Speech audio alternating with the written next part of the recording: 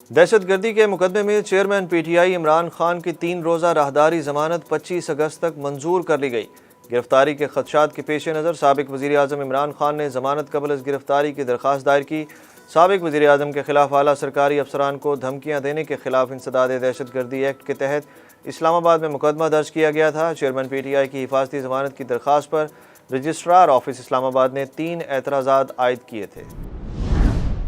اسلام آباد high court میں شہباز گل کا مزید جسمانی ریمانڈ منظور کرنے کے خلاف درخواست پر فیصلہ محفوظ۔ پی ٹی آئی رہنما شہباز گل کو اداروں میں بغاوت پر اکسانے کے الزام میں ڈسٹرکٹ اینڈ سیشن کورٹ اسلام آباد میں پیش کر دیا گیا۔ شہباز گل سے 5 وکالت نامے بھی دستخط کروائے گئے۔ شہباز گل کو پولیس نے سفید چادر اڑا کر عدالت میں پیش کیا۔ شہباز گل نے عدالت میں بیان دیا کہ مجھے زبردستی ناشتہ کرانے کی کوشش کی گئی۔ پنجاب اسمبلی ہنگامہ آرائی کیس میں 14 نون لیگی رہنماؤں کی حفاظتی ضمانت منظور ہو گئی۔ اسلام آباد ہائی کورٹ کے قائم مقام چیف جسٹس عامر فاروق نے کیس کی سماعت کی۔ حفاظتی ضمانت منظور ہونے والوں میں عطا تارڑ، اویس لغاری، رانا مشہود اور دیگر نون لیگی رہنما شامل۔ عدالت نے 2 ہفتے تک پنجاب پولیس کو لیگی رہنماؤں کی گرفتاری سے روک دیا۔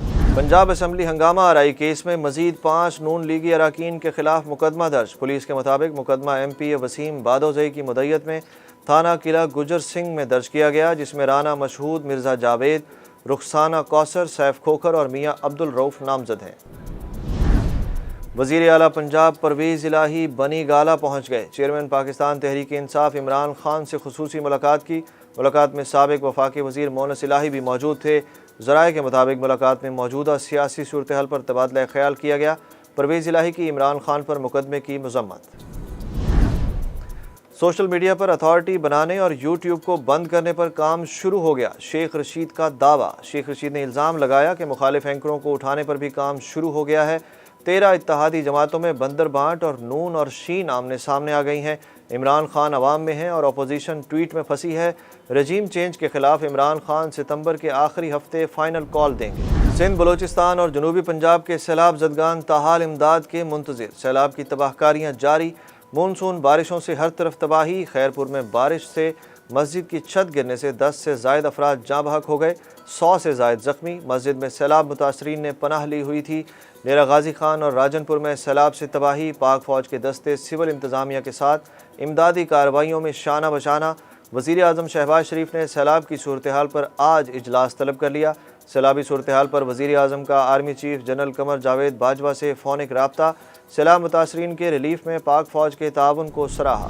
آزاد کشمیر میں پاک فوج کی گاڑی کو حادثہ، آئی ایس پی آر کے مطابق حادثے میں 9 فوجی جوان شہید اور 4 زخمی ہو گئے۔ شہداء کی نماز جنازہ منگلا گیریزن میں ادا کی گئی۔ عراق کے شہر کربلا میں لینڈ سلائیڈنگ سے مزار منہدم، 1 خاتون سمیت 4 افراد جاں بحق ہو گئے۔ ریسکیو اہلکاروں نے ملبے تلے دبے ہوئے 3 بچوں سمیت 8 افراد کو بچا لیا۔ حکام کے مطابق ملبے تلے مزید افراد کے دبے ہونے کی صورت میں امدادی آپریشن جاری رہے گا۔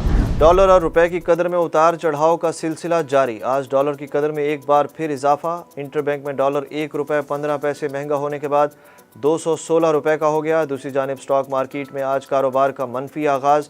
100 انڈیکس 137 پوائنٹس کی کمی کے بعد 43,133 پر آ گیا۔ اور ایشیا کپ کے لیے شاہین شاہ آفریدی کی جگہ 22 سالہ نوجوان فاسٹ بولر محمد حسنین قومی ٹیم کا حصہ بن گئے۔ Asia cup T20 cricket tournament میں حصہ لینے کے لیے 4 قومی کرکٹرز کل لاہور سے متحدہ عرب امارات روانہ ہوں گے۔ قومی ٹیم نیدرلینڈ سے متحدہ عرب امارات پہنچے گی۔ متحدہ عرب امارات میں کھیلے جانے والا ایونٹ 27 اگست سے 11 ستمبر تک جاری رہے گا۔